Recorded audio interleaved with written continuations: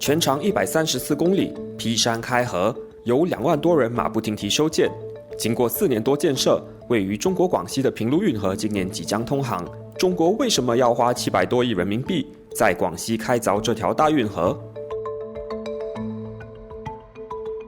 我现在人在广西平陆运河的施工现场，那这是一条被誉为世纪工程的运河，正在把一条新的出海路径一步一步的打造出来。那许多广西人也希望这条运河能够改变广西的发展命运，同时把广西更好的和东南亚跟世界其他地方衔接起来。广西位于中国西南边陲，是中国唯一与亚细安陆海相连的省份。从首府南宁到沿海的北部湾，距离100多公里。当地有深水良港，却没有一条直通大海的水道。一些货船不得不舍近求远，通过西江绕道广东出海，形成广西货不走广西港的尴尬局面。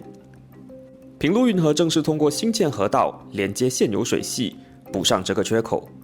作为自京杭大运河以后中国开凿的第一条运河，平陆运河预计今年9月通航，到时中国西南地区出海的距离将缩短560多公里，运输成本预计下降30%。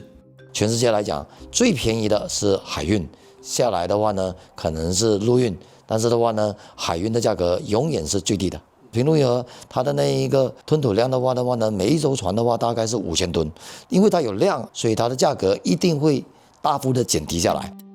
要理解平陆运河更大的战略意义，还不能只看广西，而是把视角放大到陆海新通道。陆海新通道是一条连接中国西部和东南亚的国际物流大通道，以重庆为运营中心，其他西部省市为节点，通过铁路将货物运到广西，再经由海运通向东南亚和世界各地。这条通道的前身叫南向通道，发展至今已有约10年，是新加坡和中国第3个政府间合作项目的重点建设之一。在陆海新通道的格局中，平陆运河通航后，广西就像是开通了多一条出海大动脉，这也意味着中国西部的货物可以更直接、更低成本地进入东南亚市场。近年来，陆海新通道显著带动了中国西部和东南亚之间的货运量，截至去年底已发送超过500万标箱的集装箱货物。而在重庆这个关键枢纽，去年经由通道的进出口增长1.5倍，带动重庆对亚细安国家的进出口额。相比陆海新通道启动前，广西的物流基建水平已显著提升。庆州港自动化集装箱码头成了标志性建设。PSA 国际港务集团和太平船务等新加坡企业在港口和物流园的投资，也提升了广西与东南亚的连通性。不过，陆海新通道作为一条还在发展中的物流通道，还是面临一些瓶颈，包括运量不足以及对东南亚各地的连接性有待提升。我感觉的话呢，是它的线路还是比较单薄，就是说没有这样多的到达的国家，虽然是有到，比如说新加坡也好，文莱也好，菲律宾也好，马来西亚也好，印尼也好，我相信的话呢，如果有更多的货，那的话呢，它的这一个常态化的这个航线就能够更加丰富啊。比如说我们的印尼现在的话呢，只有在去到这一个雅加达港，但是的话呢，我们要去溪水啊，苏拉巴亚就没有，所以这一方面的话呢，应该是未来要发展更多。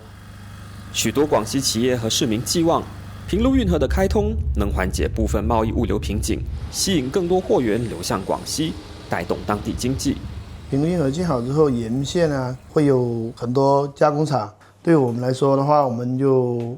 货量会增长，我们机会就多一些，但是也会有很多挑战，包括一些大的物流公司，他们也会来这里开分公司，但他来了之后呢，他的大资本还有他比较完善的管理经验啊，对我们来说，在竞争客户上会有一定的冲突，我们会学习他们，会做得更好。目前这边的经济还没有带动起来，还没有看到实质性的那些，对吧？可能会比较少一点，但是我相信在未来的2到3年，等这个运河经济真正起来以后，肯定会有年轻人在这边留下来发展扎根的。这边也有青州港，它这里也有出口，也有外贸，在我眼里，它就是一个缩小的上海。广西长期以来发展相对滞后，平陆运河给了它一个破局的契机，许多人引颈期待。但光有运河还不够，下来还得靠沿线产业跟进落地，让这条通道真正跑起来。